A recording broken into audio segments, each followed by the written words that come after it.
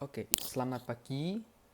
Saya Yosi Oliver Darmawan dari kelas 11 IPS. Saya akan mempresentasikan tentang geografi, terutamanya tentang bencana alam yang pernah terjadi di Indonesia. Dan nanti saya akan menganalisisnya dan juga bagaimana mitigasi-mitigasi yang bisa dilakukan. Dan ada beberapa lembaga juga yang bisa membantu menanggulangi bencana tersebut ya. Semua tadi pertanyaan itu diajukan oleh guru pembimbing saya. Dan saya akan menjawabnya melalui presentasi pada pagi hari ini.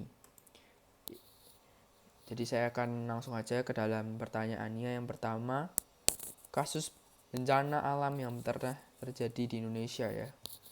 Saya mengambil letusan Gunung Merapi di tahun 2010. Di sini mengapa saya mengambil letusan Gunung Merapi di tahun 2010?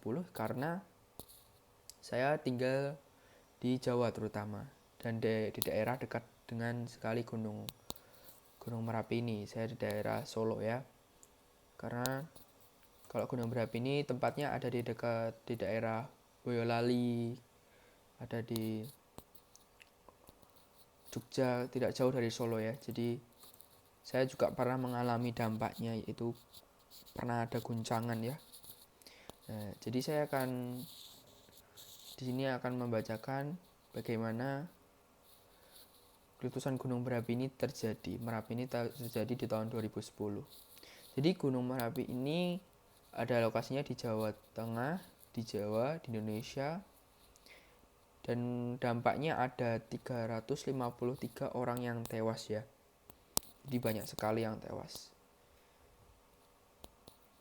Dan letusan Gunung Merapi tahun 2010 ini ada rangkaian peristiwa gunung berapi yang terjadi di Merapi di Indonesia. Aktivitas seismik dimulai pada akhir September 2010 dan menyebabkan letusan gunung berapi pada hari Selasa tanggal 26 Oktober 2010, mengakibatkan sedikitnya 353 orang yang tewas, dan termasuk Mbah Marijan yang kita tahu yang dia tidak mau turun, sudah diperingatkan dan dia akhirnya mati terkena istilahnya wedus gembel kalau orang bilang, tapi kalau dibilang bahasa Indonesianya kayak awan panas ya. Jadi di 20 September ini status gunung berapi ini sudah dinaikkan menjadi waspada oleh BPPTK Yogyakarta, dan tanggal 21 Oktober status berubah menjadi siaga pada pukul 6 Indonesia Barat ya. Dan tanggal 25-nya BPPTK Yogyakarta meningkatkan status gunung berapi menjadi awas pada pukul 6 WIB ya. Dan tanggal 26 gunung berapi memasuki tahap erupsi. Menurut laporan BPPTK TKA, letusan terjadi sekitar 17,2 WIB. Sedikitnya terjadi hingga 3 kali letusan. Ada 3 kali letusan di sini. Letusan diiringi keduanya awan panas tinggi 1,5 meter yang mengarah ke Kaliadem, Kepuharjo, dan letusan ini menimbulkan material vulkanik setinggi kurang lebih 1,3 km. Dan tanggal 27 Oktober Gunung Merapi pun meletus, dan sekian lama penelitian gunung teraktif di dunia ini akhirnya meletus juga. Dan tanggal 28 Oktober Gunung Merapi memuntahkan lava pijar yang muncul hampir bersamaan dengan keluarnya awan panas pada pukul 19.54 WIB. Jadi itu kronologisnya ya, tentang itu kronologis singkatnya sewaktu Gunung Merapi meletus. Jadi saya menganalisis bahwa ini termasuk ke dalam gunung meletus ya.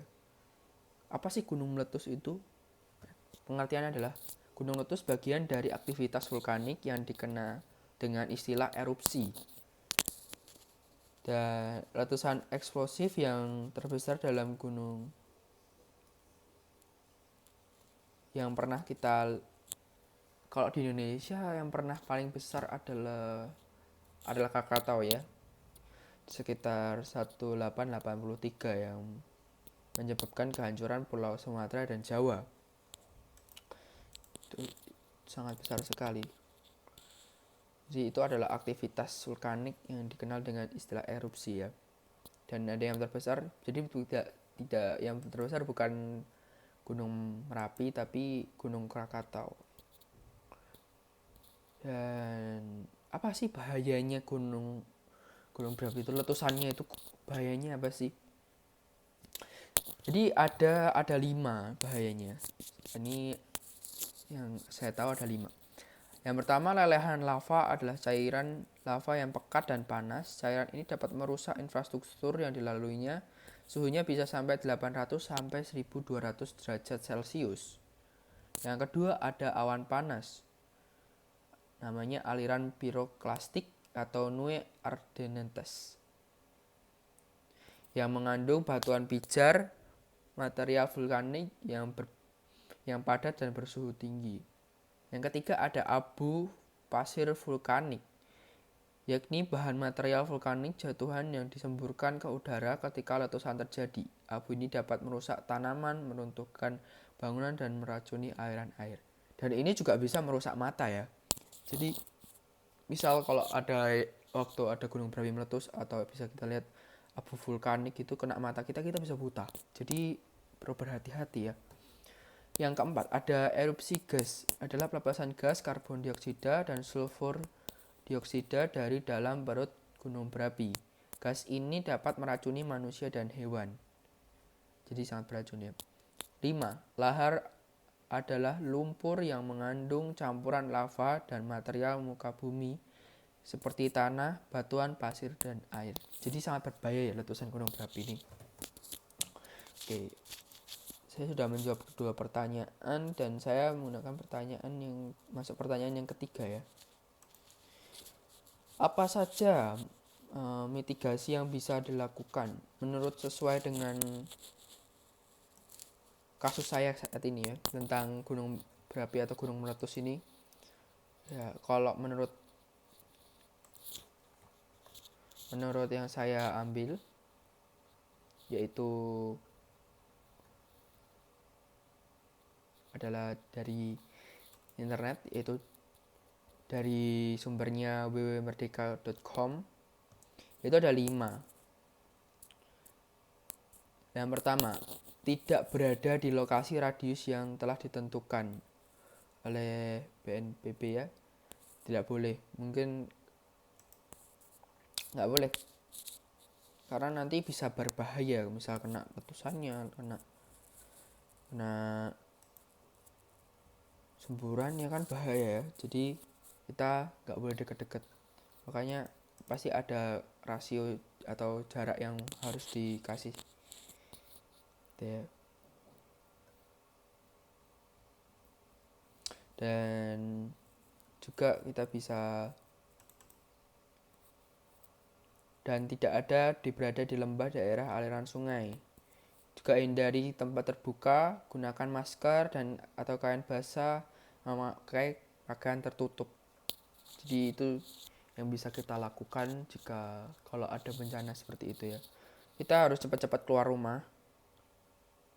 Tapi jangan juga kayak cari tempat terbuka banget gitu ya. Tapi kita mencari daerah yang aman, langsung lari dan cari tempat yang aman. Gitu ya. Lalu kita ke pertanyaan, kalau menurut WHO, kita bisa mengikuti kegiatan identifikasi masalah kebencanaan. Kita juga bisa memberikan usulan pendapat untuk mengurangi resiko bencana. So, kalau kita dalam masyarakat ada bencana alam, kita bisa memberikan usulan pada mungkin RT, RW, atau mungkin kepala desa, kita bisa memberikan. Peduli akan upaya mengurangi resiko bencana, menunjukkan kesadaran bahwa permasalahan bencana merupakan tanggung jawab bersama. Dan ikut serta dalam kegiatan pelaksanaan mitigasi bencana, menjaga berbagai upaya mitigasi bencana, dan aktif mengevaluasi berbagai kegiatan mitigasi bencana. Jadi ini kalau kita dalam masyarakat kita bisa melakukan seperti itu. Jadi misal kita bisa mengusulkan kepada RT RW kita ikut dalam lembaga-lembaga ya, atau di masyarakat yang bisa membantu mengurangi resiko bencana alam yang terutama di daerah yang rawan bencana. Misalnya kayak yang kemarin kayak tadi gunung berapi atau mungkin daerah Palu, mungkin daerah yang rawan, itu perlu sekali seperti ini karena mengurangi resiko ya. Jadi mengurangi resiko kita supaya tidak terkena bencana alam. Paling tidak kita menguranginya. Lalu pertanyaan terakhir, analisis lembaga yang tepat untuk menanggulangi bencana tersebut dan sertai alasannya. Kalau menurutku lembaga yang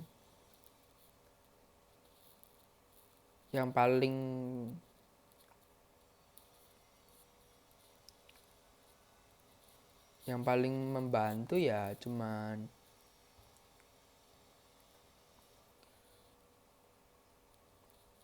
pemerintah.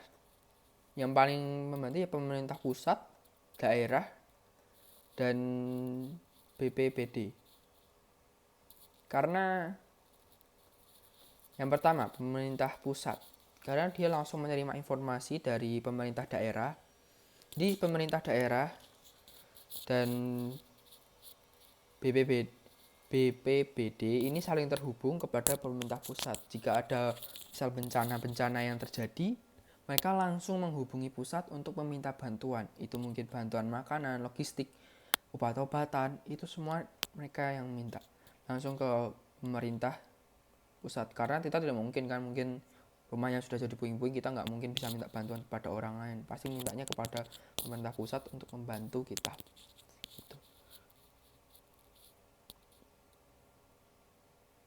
Dan yang pastinya pemerintah pusat memiliki dana yang cukup untuk membantu. Kalau kita kan pasti terbatas mungkin membantu. Tapi kalau pemerintah pasti memiliki dana yang cukup untuk membantu gitu. Jadi itu alasan saya mengapa kok lembaga-lembaga yang cocok untuk bencana itu ya pemerintah pusat, pemerintah daerah, dan BPBN gitu. BNPB ya, itulah. Oke, kalau begitu sekian dari saya akhiri. Mohon maaf jika ada salah-salah kata dan kekurangan mungkin dalam perkataan saya minta maaf. Sekian dari saya, Yosia Oliver Darmawan, kelas 11 IPS, materi geografi. Terima kasih.